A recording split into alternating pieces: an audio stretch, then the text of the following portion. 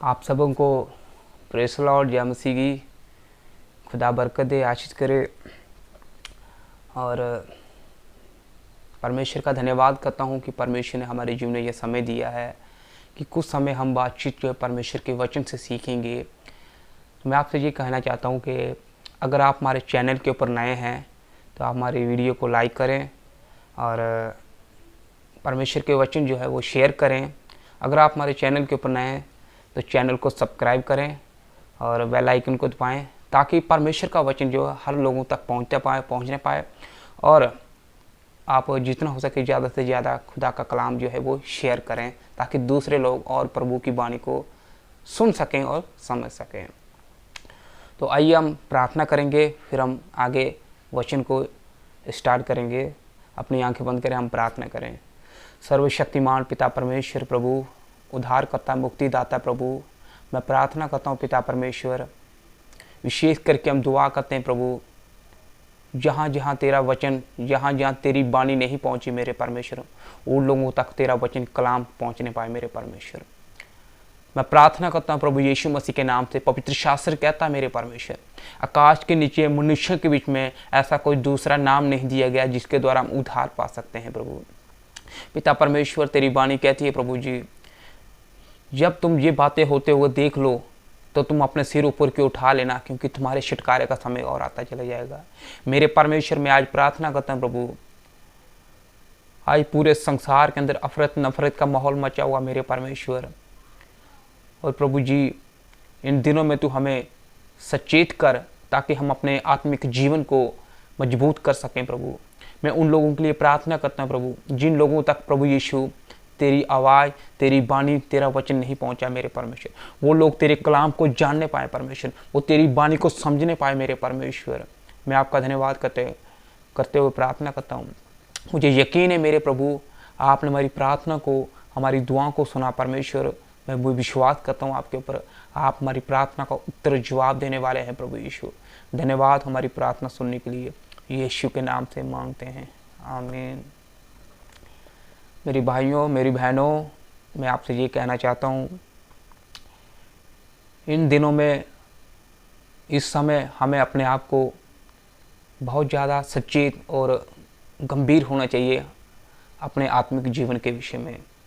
मैं आपसे यही कहना चाहता हूँ, प्रभु यीशु मसीह के सिवा दूसरा कोई उद्धारकर्ता नहीं है, कोई मुक्तिदाता नहीं है।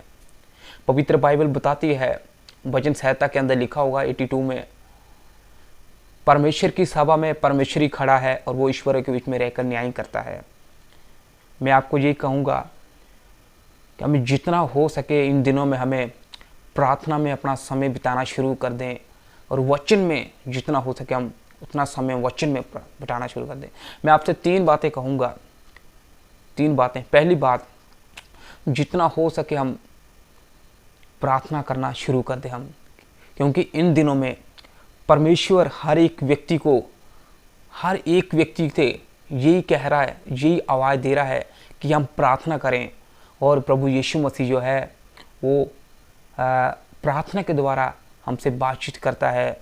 यदि आज भी हम नम्र और दीन होकर उसके सामने हम प्रार्थना करेंगे, सचमुच वो हमसे क्या नाम है, बातचीत करने के लिए वो तैयार है। दूसरी ओर मैं कहूँगा, अब जितना हो सके आप कि खुदा के कलाम को पढ़ें, क्योंकि जैसे जैसे आप वचन को पढ़ते जाएंगे, वचन पढ़ेंगे, और ऑटोमेटिक आपका विश्वास जो है वो बढ़ने पाएगा और आपके अंदर की बुराई जो है वो बाहर आती चली जाएगी। क्योंकि पवित्र शास्त्र कहता है, क्योंकि परमेश्वर का वचन जो है वो एक हथौड़े के समान है, ये चट्टान को चकनाचूर कर देता है। इसलिए दूसरी बात है, आप जितना हो सके आप वचन को पढ़ते चले जाएं। तीसरी बात मैं आपको ये कहूँगा कि आप अपना समय जो है वो उपवास में बिताना शुरू कर दें। उपवास में अपना समय जो है वो बिताना शुरू कर दें। मैं आपसे यही कहना चाहूँगा कि अपना जीवन जो है, अपनी ज़िंदगी जो है वो परमेश्वर के साथ लगन बनाना शुरू कर दें। अपना रिश्ता, अपना रिलेशनशिप जो है सर्वशक्तिमान पवित्र परमेश्वर के साथ बनाना शुरू कर दें। जितना आप करीब परमेश्वर के पास आएंगे, जितना खुदावंद के पास आप आते जाएंगे, उतना आपको और खुशी का, आनंद का महसूस होना शुरू हो जाएगा। वरना आज मैं और आप, बहुत सारे लोग जो हैं प्रभु से दूर चले जाते जा रहे हैं। कारण क्या है, वजह क्या है? बुनियादी शिक्षा पर बातचीत करने, और कोई लोग गुमराह हो जाते हैं, कोई लोग भरमा जाते हैं। पर मैं आपसे कहूँगा कि आप परमेश्वर के वचन के ऊपर निर्भर रहें और जितना हो सके आप प्रार्थना करें, क्योंकि इन दिनों में हमें प्रार्थना की इतनी ज़्यादा आवश्यकता है, इतनी ज़्यादा ज़रूरत है कि परमेश्वर हमें प्रार्थना में और भी आगे बढ़ाएगा। मैं आपसे एक छोटी सी बात कहना चाहता हूँ। पिछले दिनों में मैं अपनी बढ़ियाई नहीं कर रहा हूँ, मैं ये बताना नहीं चाहता हूँ मैं बढ़ियाई नहीं कर रहा हूँ, और मैं परमेश्वर के सामने कुछ भी नहीं, मैं एक नॉर्मल एक साधारण सा इंसान समझता हूँ, मैं बढ़ियाई नहीं कर रहा हूँ। पिछले दिनों मैंने 3 दिन के उपवास में बैठा हुआ था, और फर्स्ट उपवास जो मेरा था उसको मैं पहला उपवास करके दूसरे में मैं चले गया, और दूसरे दिन जो उपवास मैंने रखा था वो शनिवार का था। और मैं अचानक से बैठा हुआ था, प्रार्थना कर रहा था एक रूम के अंदर, तो वहाँ पर प्रेयर कर रहा था मैं। तो प्रार्थना के बीच में लगभग कोई टाइम मैं प्रेयर करते करते करते मैंने एक माइक्रोफोन कान में लगाया हुआ था, हेडफोन जिसको बोलते हैं, और मैंने उस हेडफोन में मैंने गीत लगाया हुआ था फ़ोन में, और जो गीत फ़ोन में आ रहा था प्रभु यीशु मसीह का, वो कानों में मैं सुन रहा था, और ऐसे में गीत जो था वो गा रहा था प्रभु यीशु मसीह का। और गीत गाते गाते गाते गाते एकदम से अचानक से मेरा शरीर जो है वो पूरा वाइब्रेट होने लग गया, पूरा मेरा शरीर जो है वो कांपने लग गया। मानो ऐसा लगा मुझे कि पवित्र आत्मा ने मुझे छुआ, और मैं एकदम से पवित्र आत्मा की भरपूरी जो महसूस की मैंने। अचानक से मेरे कान में जो हेडफोन लगी थी वो नीचे गिर गई, मुझे पता नहीं चला। तब तक इतने में मैं क्या देखता हूँ कि जहाँ मैं बैठ के प्रार्थना कर रहा हूँ, मुझे पता नहीं है कि मैं जहाँ पर बैठ के प्रार्थना कर रहा हूँ, मुझे कुछ पता नहीं चला कि मैं जहाँ पर बैठा हूँ या नहीं बैठा हूँ, मुझे पता नहीं चला कि मैं जहाँ पर प्रार्थना कर रहा हूँ। अचानक क्या होता है कि मेरी मैंने आंखें बंद करके प्रार्थना कर रहा था, मैं देखता हूँ कि एक परमेश्वर के द्वार देखता हूँ, वो कुछ सीढ़ियाँ लगी होती हैं, और एक स्वर्गदूत को देखा मैंने जो कि एक व्यक्ति को लेकर उड़ रहा है।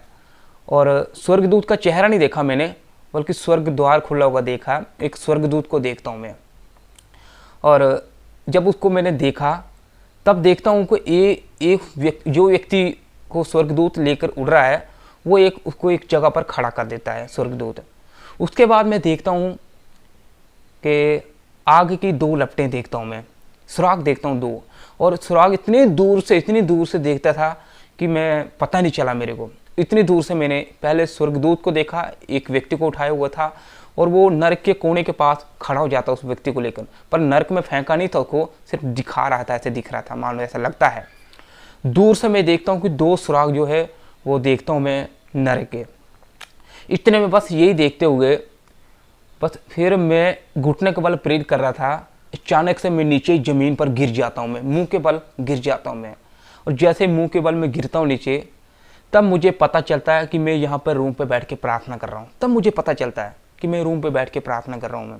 और उसके बाद मानो मेरा शरीर इतना ज़्यादा मतलब हल्का, मतलब इतना ज़्यादा वो हो गया, मैं गिर गया नीचे, इतना ज़्यादा मैंने अपने आप को महसूस किया, और मैं रोने वाला हो गया, पश्चाताप करने लगा, तौबा करने लग गया, पश्चाताप करने लग गया प्रभु के सामने। प्रभु मैं गुनहगार हूँ, मैं पापी इंसान हूँ, मैंने बहुत गलतियाँ, मैंने गुनाह किए, प्रभु तू मुझे माफ़ कर दे।